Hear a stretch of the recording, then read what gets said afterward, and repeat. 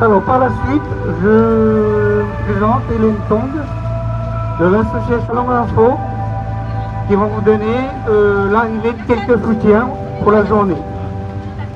Merci.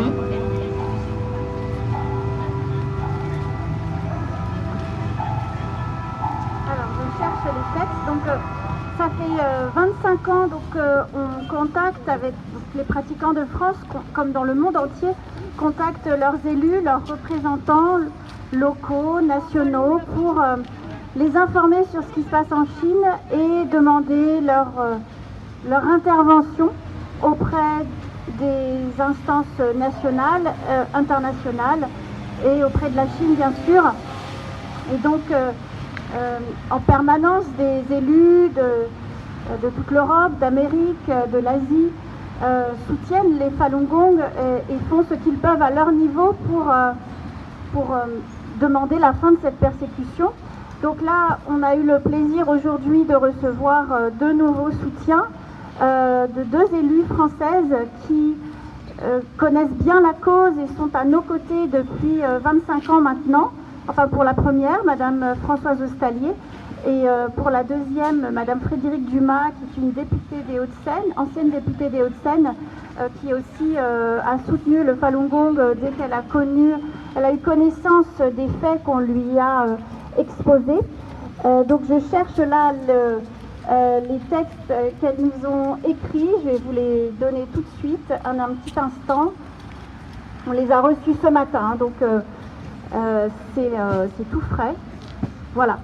Donc, 25 ans de persécution du Falun Gong, la condamnation des élus français. Vous pouvez retrouver ces textes sur faluninfo.fr sur Internet. Donc, à l'occasion de la commémoration du 20 juillet 2024, qui a lieu dans une semaine, c'est une date dont il marque le début des persécutions contre le Falun Gong en Chine.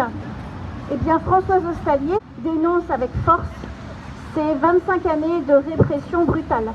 Depuis des années, comme je vous le disais, donc Françoise Ostalier, Frédérique Dumas, aux côtés de nombreux autres élus, dont vous pouvez retrouver la liste sur le site faluninfo.fr. Ils sont plus de 100 maintenant. Et lorsque Frédérique Dumas a proposé une loi au gouvernement, elle a rassemblé 70 élus à ses côtés pour signer cette proposition de loi. Donc ils se mobilisent contre ces atrocités en soulignant les milliers de décès et de disparitions. Elles appellent toutes les deux, donc Madame Françoise Ostalier, Madame Frédérique Dumas, à une action internationale pour mettre fin au ciblage politique et au trafic d'organes.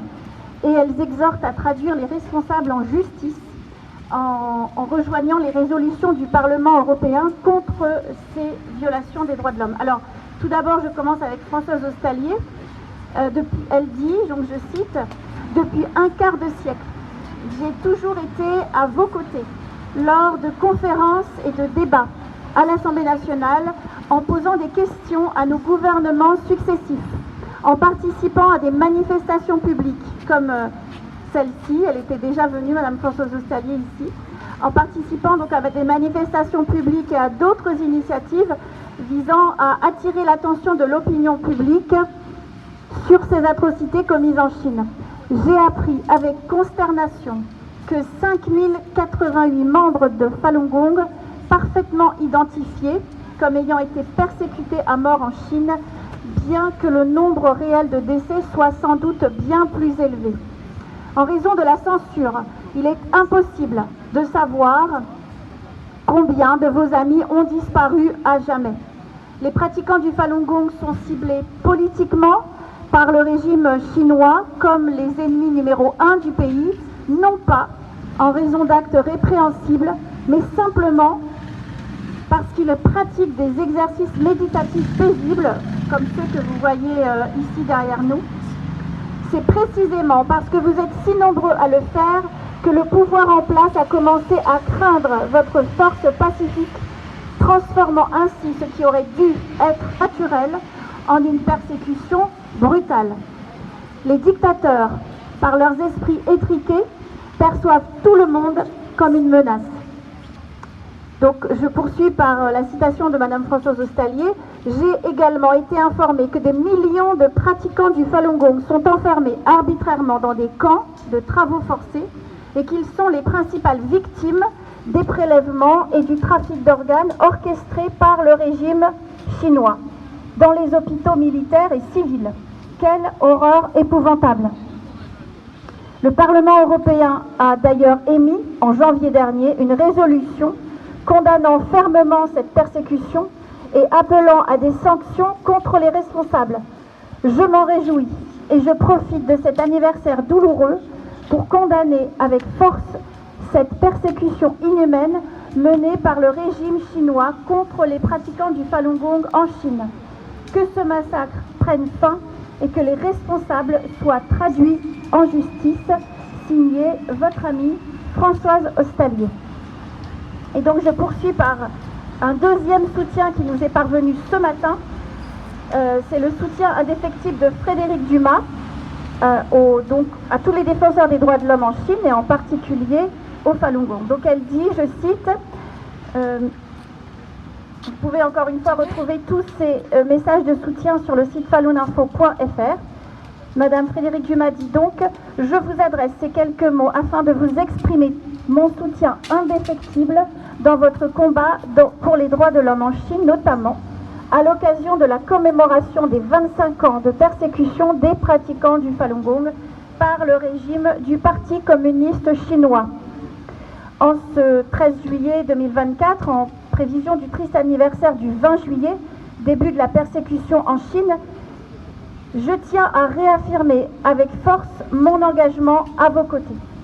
Durant mon mandat à l'Assemblée nationale, j'ai toujours voulu porter haut et fort la voix des victimes de la répression institutionnelle en Chine.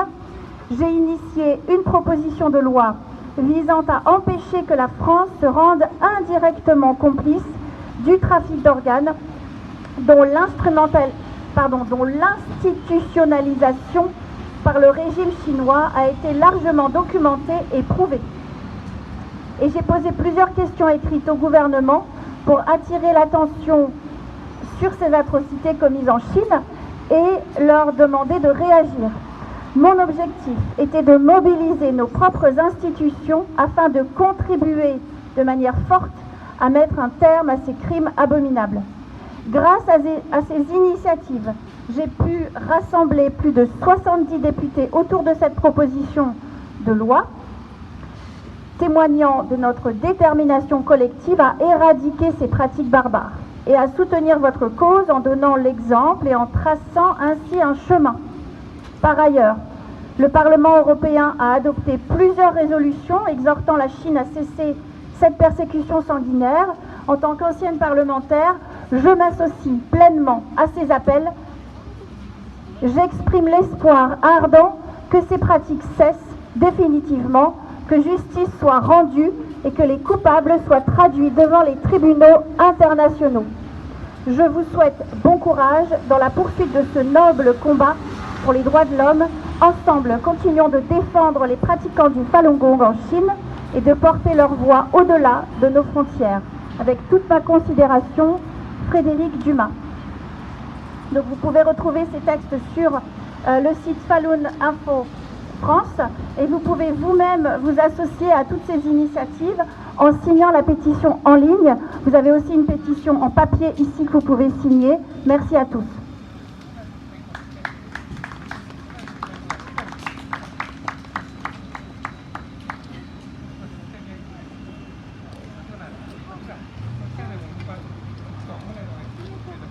A dénoncé les 25 ans de persécution de la part du régime chinois contre le Falun Gong, dont vous avez vu nos exercices dans le quartier tout à l'heure. Merci beaucoup à toutes et à tous. Et merci, messieurs les policiers en face. Donc on va finir là. Merci.